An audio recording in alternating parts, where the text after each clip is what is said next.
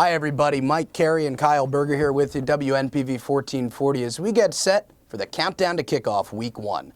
This week on WNPV, our game is Liberty against North Penn, a matchup of the defending District 1 champ and the defending state champ, and also a rematch of the Eastern Final. We'll get to that in a little bit, but first we want to take a look at District 1 as a whole and how that shapes up coming into the season. Mike, North Penn is the defending District 1 state champ, so they have to be up there, but who else could we look for in District 1 this year?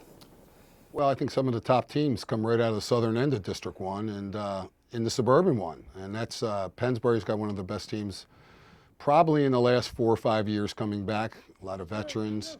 The Neshamony's got a boatload of veterans coming back also. Them along with Abington, North Penn, and maybe a surprise up the road here in Quakertown. Suburban 1 has been traditionally the power in District 1 going back to your days when you were at CB West. Is it still the same way, and if so, why?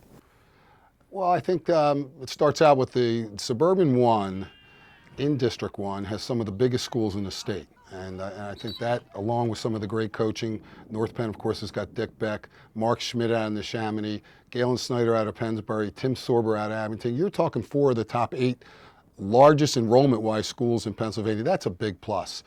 Tradition of those schools. And again, those 4 schools are going to be in the top 5 or 6 preseason ranked #1 in the whole Delaware Valley. Well, those are some of the Suburban 1 schools. How about a team outside of Suburban 1 that might make some noise in District 1 this year? Well, the 2 teams I really like is Ridley out of the Central League and then out of the Chestmont League down in Town West, coached by Mike Milano. Ridley's coached by one of their former quarterbacks, Dennis Decker. Just a tough, great tradition program. And Milano runs that spread offense and has been putting up a lot of points. He's got to learn to play some defense down there. Both those schools could make a lot of noise this year. Well, you mentioned Downingtown West and the spread offense. They seem to be the exception to the rule in District 1 football, which has traditionally been power-based, just run it between the tackles. And if you look over the state championship winners the last several years, North Penn was the last to win it. Since then, it's been District 7 out in Pittsburgh. It's been Liberty last year. Teams that run that spread-style offense. Can District 1 still send a team out to Hershey and win a state championship with this? Absolutely, Kyle. I think you got some great programs here. It starts with their coaching, and they all have plans. They have great off-season programs. I said this to you before. There's no doubt in my mind that the great teams of CB West in the late 90s and 2000 could not only win a state title today, they would win it handily. It's just a cyclical year where North Penn was so close last year. I think North Penn would have won it if they would have got there, but Liberty did a great job, and we can't forget, Liberty really, when you look at their stats, they ran the ball an awful lot last year. They certainly did, and one of the big runners for Liberty as we now shift our focus to Friday night's game between North Penn and Liberty is their quarterback, Anthony Gonzalez. He had over 3,500 yards of total offense last year, half of which was on the ground, half through the air. He is a special player, Mike. You really can't say enough about Anthony Gonzalez. He's just unbelievable. Here's a guy that rushed for 1,650 yards and then threw for an additional 1,500 plus. And he doubles as maybe the best safety in the state. Tough kid, not a lot of flash, but a true 4-5 guy that runs with great body lean. He is very special, one of the best in the last 10 years, Kyle. The Liberty coaching staff is something that you have spoken to me about as being almost the benchmark in the state of Pennsylvania. And it's not just Tim Muntzman, the head coach. It's his assistant coaching staff. What makes the Hurricanes coaches so good? Yeah, Muntzman has really got a great plan. He's got one of the best off-season programs in terms of strength programs and speed programs. Gets a lot of commitment from the players. He's had Bo Orlando, a former NFL great Berwick player, has been coaching their defensive secondary. Without a doubt, the best secondary year after year, technique-wise, hitting-wise, turnover-wise. He's got Matt Seneca, a former Penn State quarterback. Look at the quarterbacks they've produced there. He's got a program. It's like a mini college program. They get a tough kid, and their coaches stay together. When you look at that 12, 13 on their staff, they've been together for 15 years. That's impressive in this day and age where it seems everybody wants to be a head coach. Liberty has some solid assistants. Shifting the focus now to the North Penn Knights. It's their home field advantage this Friday night in Crawford Stadium, which may or may not mean anything, but the Knights' backfield, their running backs, Brandon Mercer, Craig Needhammer, they're not big guys, but they're awfully quick. We'll talk about them. Let's also talk about the offensive line of North Penn, which I know is a question mark. Can these 2 running backs be successful with this offensive line?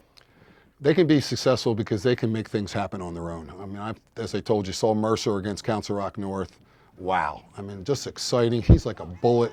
Niedheimer, we saw him last year in a mid-season roll onto the end, and no fear as a 10th grader. Another guy that he's a track guy in a football uniform who's tough. They're going to have to do some things on their own from what I saw. This young offensive line by North Penn's going to take a while to gel, but they got two key players, Ralphie Reeves and Zerko, who's just moved from center to tackle. You'll see a lot of plays with North Penn running off tackle and getting to the edge to use their speed. So in essence, can they help that offensive line? Absolutely. J.D. Zerko, whom you mentioned, named a preseason All-State first-team offensive lineman by PA Sports Fever. Let's talk X Factor, maybe something that the folks out there don't know about or aren't aware of that's going to be a difference in this game. Either way, what would you put it on?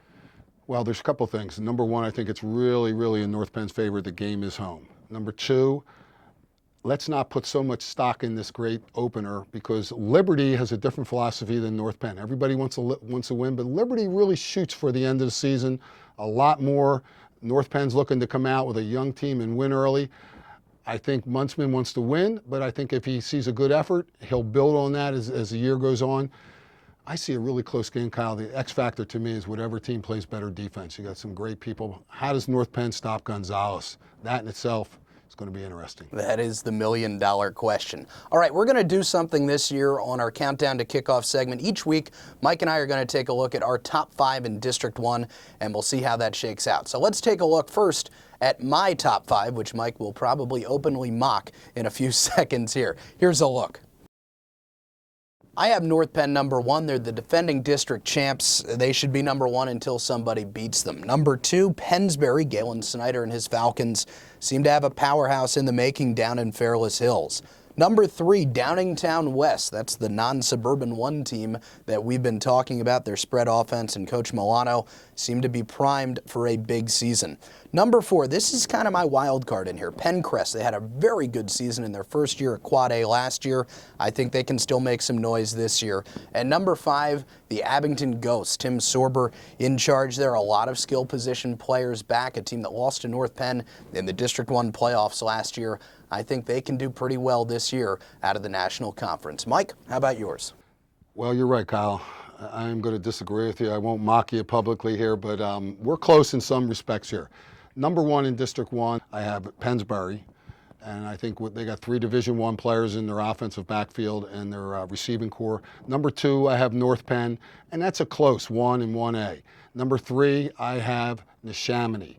Number 4, I have Abington, and number 5, I have Downingtown West. And the reason I have Abington up there, I think Abington's going to be scoring. It wouldn't surprise me if I saw Abington North Penn at the end of the season. Abington has the ability to score so many points. The problem I see in District 1, and this is where North Penn has the edge over all of them, is who's going to play defense this year, and North Penn plays it every year. Most of the other schools, they spend 70% of their time in practice on offense, little on defense, and it shows in the games.